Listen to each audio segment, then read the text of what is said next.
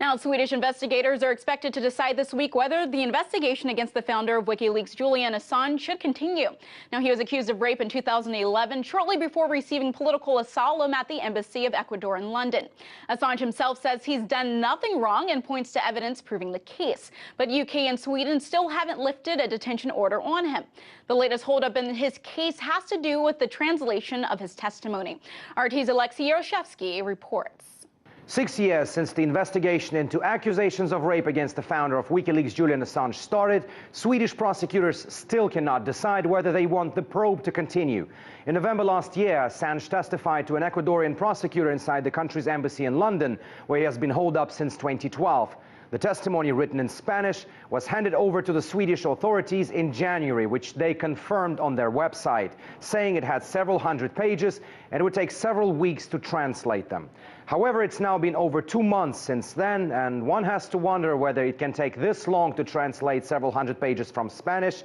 But on Wednesday, the Swedish prosecutors said the report's translation was almost completed, but not completed yet. Assange himself has no illusions about this holdup. In a tweet, he called it the latest excuse for its 6+ years of illegal detention without charge.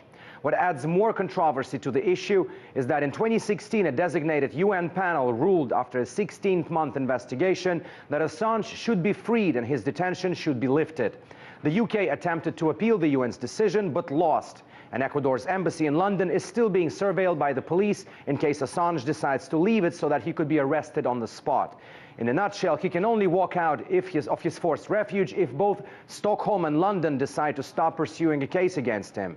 The case which looks thin, as it especially with the evidence that Assange points himself to. In December last year, shortly after his testimony, Assange actually published a 19-page statement with bits of what he told the Ecuadorian prosecutor. He insisted there was no rape, that sex was consensual, and there are plenty of text messages to and from the woman accusing him of the criminal act, proving his words. Assange said back then, "I could not believe my eyes when 5 days later I saw a headline in a Swedish tabloid that I was suspected of a crime and arrested in my absence. I immediately made myself available to Swedish authorities to clarify any questions that might exist, even though I had no obligation to do so." On June 9th, if things stay the same, it will be exactly 5 years since the WikiLeaks founder walked into the Ecuadorian embassy in London and has not left it ever since.